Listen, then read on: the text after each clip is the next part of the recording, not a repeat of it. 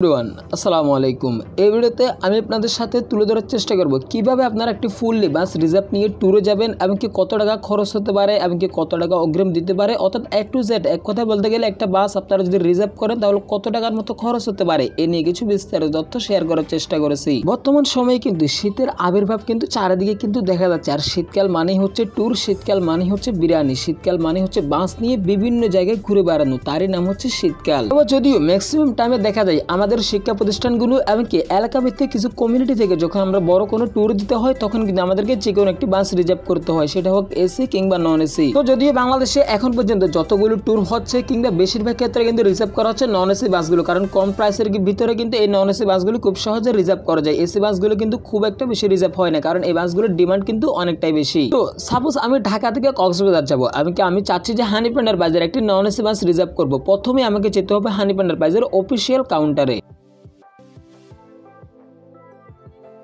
একটা কথা মাথায় রাখবেন, যদি আপনি কখনো বাস রিজার্ভ করতে চান তাহলে অনলাইন ভিত্তিক অথবা কোনো ফোন আলাপের মাধ্যমে কিন্তু তারা কখনোই কিন্তু আপনাকে বাস রিজার্ভ দিবে না। এটার জন্য আপনাকে তাদের ঢাকার যে কোনো অফিসিয়াল কাউন্টারে গিয়ে যোগাযোগ করতে হবে। তো কাউন্টারে আসার পর প্রথমে আপনাকে কাউন্টারে যে ম্যানেজার থাকবে তার সাথে আপনাকে ভালোভাবে অবশ্যই আলোচনা করতে হবে আপনি কোন ধরনের বাস চাচ্ছেন, এসি কিংবা নন এসি, এবং কি কতদিন থাকবেন, আপনি তাদের সেই বাসে কি কি সুবিধা পাবেন সবকিছু আপনাকে তারা বিস্তারিত বলে দিবে। এবার আপনি যদি হানিফ এন্টারপ্রাইজের একটা নন এসি বাস রিজার্ভ করেন তাহলে আপনি যদি ঢাকা থেকে কক্সবাজার যান এবং কি সেখানে এক রাত থাকার পর আপনি আবার যদি ঢাকায় তার পরের দিন ব্যাক করেন তাহলে আপনাকে সর্বোচ্চ বাজেট দিতে হবে 20 থেকে 30 হাজারের মতো। এবার আপনারা আরো বেশি থাকতে চান, যেমন 2 দিন 3 দিন অথবা এক সপ্তাহ থাকতে চান, তাহলে সেই টাকা গড়িয়ে 40 থেকে 80 হাজারের মতো আপনাকে দিতে হতে পারে। তো আলোচনার সাপেক্ষে আপনারা বাসটা সম্পূর্ণ রিজার্ভ করতে পারেন এবং কি কথাবার্তা ফাইনাল হয়ে থাকে তাহলে অবশ্যই আসার সময় আপনাকে 5 থেকে 10 হাজারের মতো অগ্রিম দিতে হবে। এবং কি ফোন নাম্বার নিয়ে আসবেন কাউন্টার ম্যান থেকে, আপনারা কোন জায়গা থেকে উঠবেন সেটা অবশ্যই বলে আসতে হবে। তো এই হচ্ছে বাংলাদেশের সার্ভিস দিয়ে নন এসি বাসগুলোর ট্যুরের একটি হিসাব। চলুন এবার বাংলাদেশের সার্ভিস দিয়ে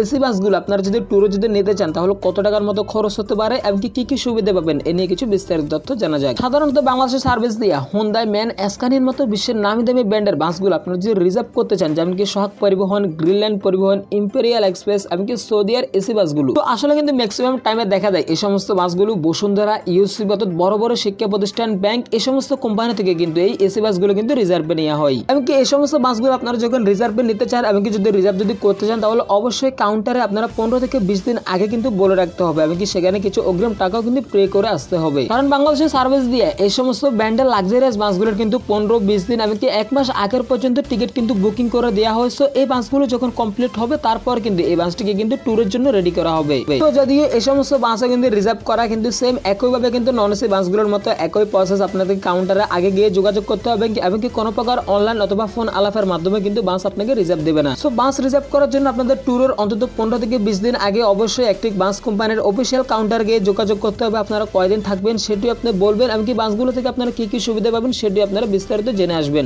তো সাপোজ ধরুন আপনি সিলেটের এনা ট্রান্সপোর্টের একটি হুন্ডাই বাস আপনি রিজার্ভে নিয়ে গেলেন, আপনি ঢাকা, চিটাগাং অথবা যে কোনো জায়গায় যান না কেন দৈনিক কিন্তু আপনার 1 থেকে 1.5 লাখ টাকার মতো বিল আসতে পারে। তবে টাকার অ্যামাউন্টটা কিন্তু একটু বেশি হতে পারে, যদি একটু কম হতে পারে, তবে ম্যাক্সিমাম টাইমে বাসগুলো যে প্রাইসের ভিতরে কিন্তু রিজার্ভে নেওয়া হয় সেই তথ্যটাই আমি আপনাদের সাথে শেয়ার করেছি। তো এটা কিন্তু আপনারা অবশ্যই কিন্তু মাথায় রাখবেন। নন এসির ক্ষেত্রে আপনারা যদি একদিনের জন্য একটি বাস ট্যুরে নিয়ে যেতে চান তাহলে অবশ্যই 20 থেকে 30 হাজারের মতো আপনাদের বিল আসতে পারে, এমনকি এসির ক্ষেত্রে 1 থেকে 1.5 লাখের মতো আপনাদের অ্যামাউন্ট আসতে পারে। তো এছাড়াও যেহেতু ভিডিওটা বানাচ্ছে তাই আমি ভাবি যে আরো একটা ইনফরমেশন আপনাদেরকে দিয়ে রাখি, সেটা ধরেন আপনারা ছোটখাটো একটা ট্যুর দিবেন, এমনকি সকালে যাবেন বিকালে চলে আসবেন, এরকম আপনারা ট্যুরে যেতে চান তাহলে অবশ্যই আপনাদের এলাকায় যে সমস্ত লোকাল বাসগুলো রয়েছে সেই বাসগুলোর সাথে আপনারা যোগাযোগ করবেন। সেই বাসগুলোতে আপনারা 5 থেকে 7 হাজারের ভিতরে কিন্তু আপনারা একটি ট্যুরের বাস রিজার্ভে নিয়ে যেতে পারবেন। তো এই হচ্ছে শীতকালীন সময়ে ট্যুরের বাস সম্পর্কে কিছু বিস্তারিত তথ্য। যদি আপনারা কিন্তু অনেক জায়গায় যাবেন, সাজেক, বান্দরবন, কক্সবাজার, এছাড়া কিন্তু বাংলাদেশের অনেকগুলো জায়গা আছে ঘোরার মতো, আপনারা যদি কোনো সমস্যা হয়ে থাকে ট্যুরের বাস সম্পর্কে তাহলে অবশ্যই এই ভিডিওর মাধ্যমে কমেন্ট বক্সে জানাতে পারেন। দেশের ট্রান্সপোর্ট রিলেটিভ যে কোনো তথ্য জানতে